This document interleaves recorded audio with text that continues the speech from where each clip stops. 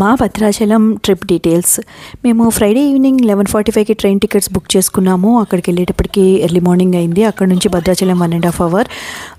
And Bhadrachalam వెళ్తూనే మనం డైరెక్ట్గా సిఆర్ఓ ఆఫీస్కి వెళ్ళాలి. అక్కడ కీస్ తీసుకొని గుట్టపైన ఉన్న శారదా కాటేజ్కి వెళ్ళాము. ఆ కాటేజ్ సూపర్బ్ అండి.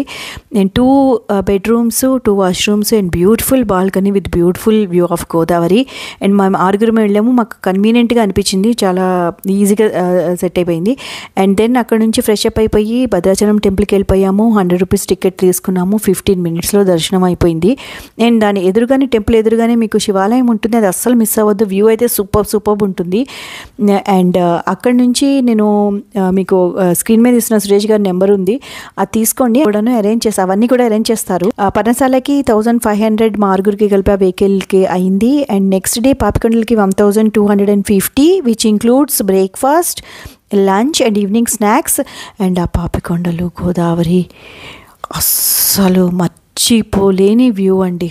అసలు పాపికొండల మధ్యలోంచి గోదావరి వెళ్తూ ఉంటుంది, మనం బోట్లోంచి చూస్తుంటాము. వాటరు అసలు అల్టిమేట్ ఉంది, అసలు ఎప్పటికీ గుర్తుండిపోతుంది ఆ సీను. అండ్ నెక్స్ట్ డే మనకి ఈవినింగ్ 10:45కి ట్రైన్ ఉంది. ట్రైన్ ఎక్కేసి హ్యాపీగా వచ్చేసాం. Thank you.